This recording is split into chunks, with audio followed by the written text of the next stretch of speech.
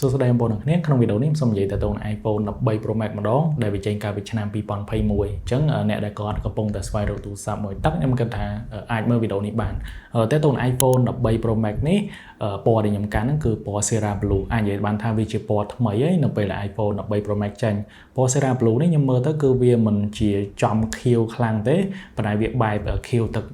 ថាខៀវទឹកសមុទ្រក៏ថាបានវារៀងស្រាលណាហើយវីដេអូនេះក៏ឧបត្ថម្ភដោយខ្មែរ168 phone shop ដែរអញ្ចឹងសម្រាប់បងប្អូនដែលចង់បាន iPhone 13 Pro Max នេះតម្លៃគឺខ្ញុំដាក់នៅលើអេក្រង់នេះដោយបងប្អូនបានឃើញអញ្ចឹង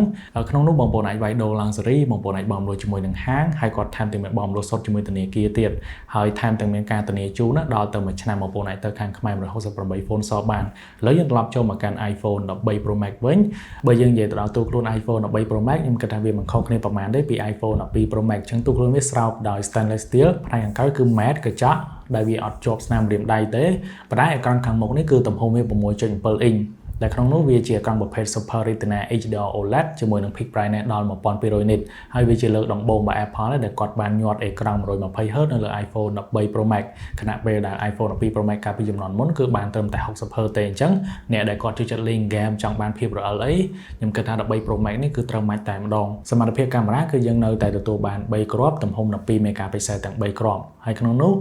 នៅក្នុងកាមេរ៉ានៅពេលយើងចូលទៅបងប្អូនមាន Ultra Wide យើងមាន1គុណហើយនឹង3គុណអញ្ចឹងមានន័យថាជាមួយនឹង telephoto តាក់ទងនឹងការ zoom ហ្នឹងវាផ្ដល់គុណភាពមួយដែលច្បាស់ស្អាតហើយកម្រិតនៃការថតវីដេអូគឺនៅតែ 4K 60 frame per second ហើយវារត់ដោយបន្ទះ chip A15 Bionic chip អញ្ចឹងជាមួយនឹង chip ចំនួនថ្មីហ្នឹងគឺវានៅតែធ្វើការបានល្អតាក់ទងនឹងការរក្សាកម្ដៅកុំឲ្យវាក្ដៅខ្លាំងនៅពេលយើងលេង game ហើយខ្ញុំបានធ្វើការតេស្ត game មួយចំនួនដែរឃើញថា13 Pro Max នេះគឺវានៅតែរត់បានល្អណាបច្ចុប្បន្ន version ខ្ពស់ដែលវាអាចឡើងបានគឺ version 18ថ្ងៃ version ចុងក្រោយណាប៉ុន្តែបងប្អូនសួរថាវាអាចឡើងបានប្រហែល version ទៀតបើយើងគិតទៅវាចេញកាលពីឆ្នាំ 2021មកដល់ឥឡូវវាត្រឹមតែ4ឆ្នាំទេអញ្ចឹងមានន័យថាយើងអាចឡើងអាចយ៉ាងអន់ណាក៏4ទៅ5ឆ្នាំទៀតអញ្ចឹងមានន័យថា4ទៅ5ចំនួន version ទៀតទៅ13 Pro Max នេះគឺផុត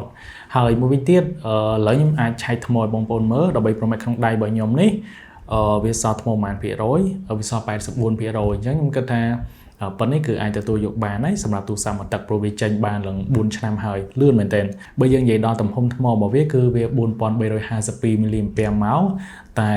បើយើងនិយាយទំហំថ្មដែលវាមកពីនេះណាប៉ុន្តែដោយសារតែទូរស័ព្ទវាជាមួយទឹកមានន័យថាបងប្អូនអត់អាចរំពឹងឲ្យវាកាន់ដូចដែលវាថ្មីទេប៉ុន្តែយ៉ាងណាក៏ដោយត្រឹមមួយថ្ងៃនេះខ្ញុំគិតថាវាអាចរត់បានហើយសម្រាប់បងប្អូនដែលចង់បាន13 Pro Max នេះខ្ញុំគិតថាបងប្អូនអាចអញ្ជើញទៅខ្មែរ168 phone shop បានខ្ញុំនឹងជួបបងប្អូននៅវីដេអូក្រោយទៀត